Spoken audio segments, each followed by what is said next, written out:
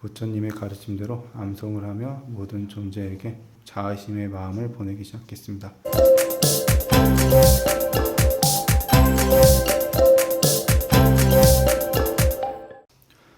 안녕하세요. 오늘 주지스님께서 일이 있으셔가지고 그래서 오늘 대신 제가 법문을 맡게 되었습니다. 오늘은 제가 저번에 했던 이야기에서 나왔던 이야기 중에 하나인 사무량심에 대해서 이야기를 가지고 왔는데요. 사무량심에서 4가지 중에 자비희사가 있는데 그 중에서 자무량심에 대한 이야기로 시작을 하고 나서 다음 법문이 있으면 그 다음 법문을 해가지고 계속 이어가도록 하겠습니다. 자무량심에 대한 이야기를 하기 전에 우선 사무량심에 대해서 알려주면 불교에서 말하는 자비심의 근본을 나타내는 것으로 그것을 이루는 마음을 태도 그 자체를 말하는 것으로 자비의 희사 4가지 마음을 일으켜서 무량의 사람들을 깨우침으로 이끄는 것을 뜻하며 무량심은 모두 이타심 즉 증생을 교화하는 보살의 방편을 말합니다. 이제 자무량심에 대해서 보다 깊이 이해할 수 있도록 부처님 당시 일화를 하나 들려드리고자 합니다. 이 이야기는 스타니파타에서 자해경에 대한 이야기로 부처님 시대 숲속에서 수행하던 비구 스님 500여 명과 히말라야 산맥 근처의 한 숲에서 안거를 하는 이야기입니다. 비구들은 그 숲에 도착하여 각각 나무 아래서 명상을 시작하고 그 나무에서 그 숲에서 거주하던 수많은 나무 신령들이 있었는데 그 신령들이 비구들이 도착함으로써 자신들이 머물고 있던 거처를 떠나야 했습니다.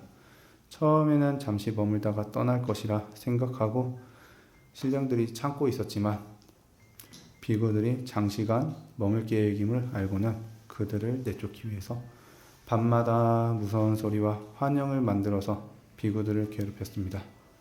비구들은 이러한 현상에 두려움을 느끼며 수행에 집중을 할 수가 없었고 결국 부처님께 돌아가서 상황을 보고드렸습니다. 부처님은 이 이야기를 듣고 다시 그 숲으로 가서 메타 수다를 암송하며 자애심을 키우게 지도하셨으며 비구들은 부처님의 가르침대로 암송을 하며 모든 존재에게 자아심의 마음을 보내기 시작했습니다. 그것을 들은 신령들은 비구들의 진심 어린 자애에 감화되어 더 이상 그들을 괴롭히지 않았으며 오히려 그들의 수행을 보호하고 지원하게 되었고 이렇게 수행을 하던 비구들은 안거가 끝날 무렵 모두 아라한가를 올렸다고 합니다. 여기서 중요한 대목은 이 이야기에 나오는 신령들과 그 다음 비구 스님들과 그다음 부처님들의 행동입니다. 이 행동에서 볼 수 있는 것은 나를 공격하던 이제 신령들 혹은 나의 거처를 빼앗았던 비구 스님들 그분들에 대한 이제 서로가 악한 마음을 품지 않고 공격을 하는 게 아니라 그냥 겁만 주고 혹은 자애심으로써 상대방을 이해를 시키고 떠나는 거에 대한 중요한 게 이야기입니다.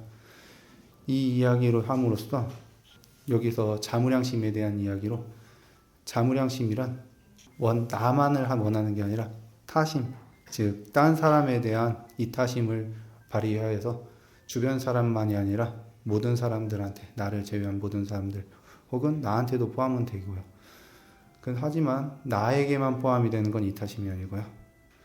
딴 사람들, 근데 이제 모르는 사람들까지 포함이 돼버리니까 제가 생각하기로는 다른 사람들만 아니라 제 주변부터 챙기고 그 다음에 남은 마음으로 다른 사람들을 챙기는 것은 어떨까 생각을 합니다.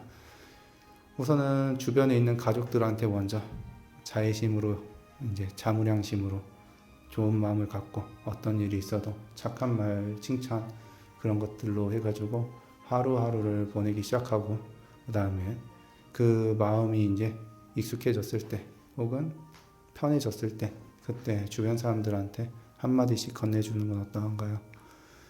그럼으로써 내 마음속에 있는 자애심 혹은 자무량심 이런 이야기들 이런 뜻을 갖고 있는 모든 것들이 다 키워지기 시작하고 그걸로 시작을 해서 사무량심이 커지기 시작하지 않을까 생각합니다.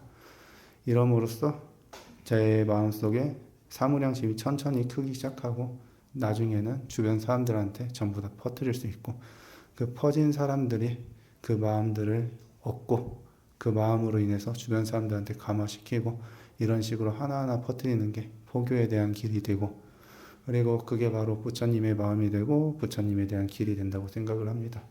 그럼으로써 오늘 이 법문을 듣고 주변 사람들한테 오늘부터라도 혹은 이전부터 했었으면 계속 하시고, 오늘 만약에 안 된다고 하면 다음 날부터라도 하시면 좋고, 하다못해 공양간에서 그냥 설거지만 해주셔도, 아니면 주야가 지나가다가 공양 맛있게 드세요 라든지 이런 그냥 짧은 문구, 그런 거 한마디 한마디가 전부 다 거기에 다 포함이 되어 있거든요.